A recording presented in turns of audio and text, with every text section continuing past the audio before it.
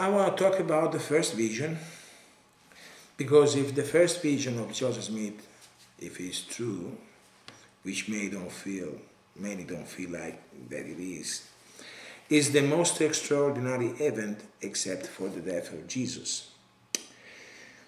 Well, the most question I receive from people against the church is, why did God appear to him?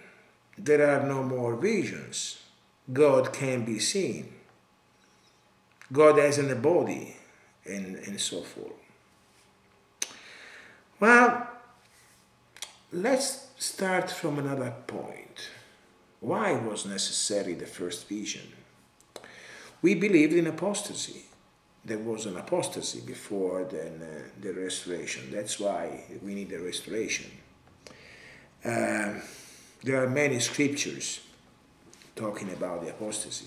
If you talk to a Protestant, he accepts the apostasy because they are a result of the apostasy. They came out from the Catholic Church because they believed the Catholic Church was in an apostate state. If you talk to a Catholic, they don't accept the idea, because if the idea is true, they are not the true church. So I don't want to explain this. I want to just, since I believe that people as the Bible, they can see the apostasy just reading the Bible. Not just the historical stories like Crusades, Inquisition, and indulgences and stuff like that.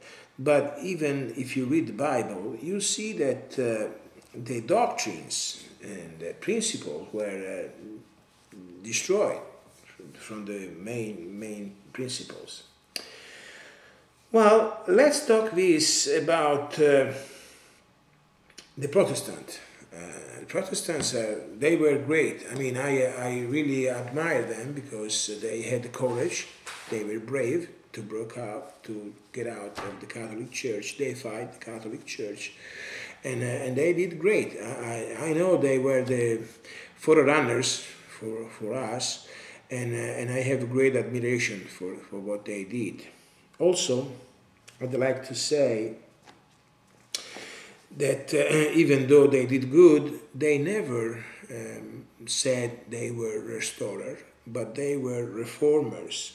Reformers is different from a restorer. And so they were trying to do something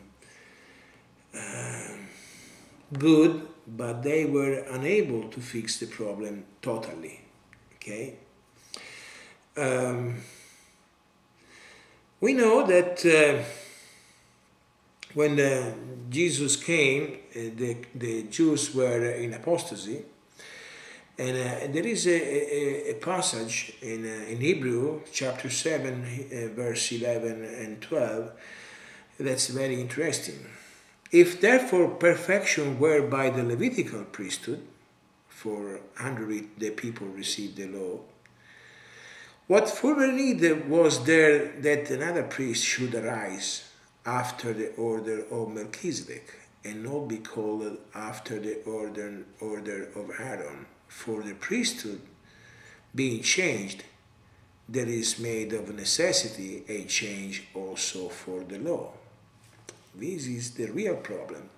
God took away the Melchizedek priesthood from the Jews because of their apostasy at the time of Moses. Even so, many times the Lord wept over Israel because they would not follow his ways. Jesus himself preached the gospel only to the Jews. If they had accepted him and his message, they surely would have received the greater Melchizedek priesthood. But because of the majority of them turned away from the truth and rejected their own Messiah, the gospel was given to the Gentiles, and along with it, the Melchizedek priesthood. And we will talk about this later, about the Melchizedek priesthood. Okay? I would like to see what happened when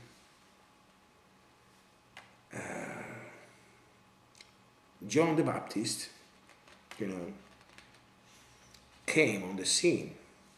This is very important because we can determine what the Jews was waiting, what they were looking for. John chapter 1, verse 19 to 23. And this is the record of John. When the Jews sent priests and Levites from Jerusalem to ask him, "Who art thou?" And he confessed, "I'm not the Christ." "Well, are you the Messiah?" they asked, because they were awaiting the Messiah. So when he said, "I'm not," they asked, "What then? Are you Elias?" And he said, "I'm not." It's clear from this second question that the Jews were always waiting for another person beside the Messiah, the prophet named Elias. Well, it should be noted that if the prophet Elias was also the Messiah, John would have clarified this point. But he said he wasn't the prophet Elias. But we know that the Jews were waiting for him because he didn't die. Then the Jews asked another question. "Who art thou?" That we may give an answer to them that sent us. "What sayest thou of thyself?" He said, "I am the voice of one crying in the wilderness. Make straight the way of the Lord, as said the prophet Isaiah." And they which were sent were of the Pharisees, and they asked him, and said unto him, "Why baptize thou then?" So it's clear from this question that the Jews were familiar with the practice of the baptism as a means of repentance. If they didn't accept this practice, they would have done another question. What are you doing? What is this all about? Instead, they were asking about his authority. It seems certain they felt that both the Messiah or Elias had the right to perform baptism as a part of the repentance process. Also, it's clearly that they knew about baptisms. So, we have to remark here that at the time of Jews, they were waiting for three distinct people: Elias, the Messiah, and another prophet. In fact, the next question is, are you the prophet? So, who is this other prophet mentioned by the Jews? Unfortunately, there is no mention in the Bible. We know only that the Jews were waiting for a prophet. I could quote apocryphal sources, but I prefer to stay on the Bible.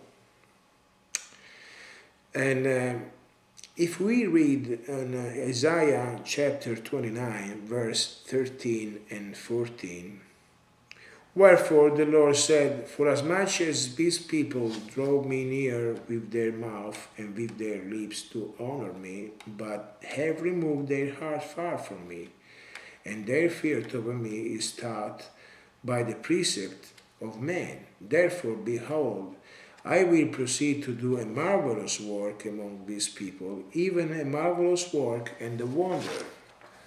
For the wisdom of their wise man shall perish, and the understanding of their prudent man shall be hid." Well, it seems clear that God is speaking of a people who are in an apostate condition. And if we go ahead, verse 18, "And in that day shall the deaf hear the words of the book, and the eyes of the blind shall see out of obscurity and out of darkness." This is what God the Father spoke to Joseph Smith in the first vision. Okay. What is interesting, it's that, like I said, they were waiting for a prophet. The Jews were waiting for Elijah, the Christ, or the Messiah, and a prophet.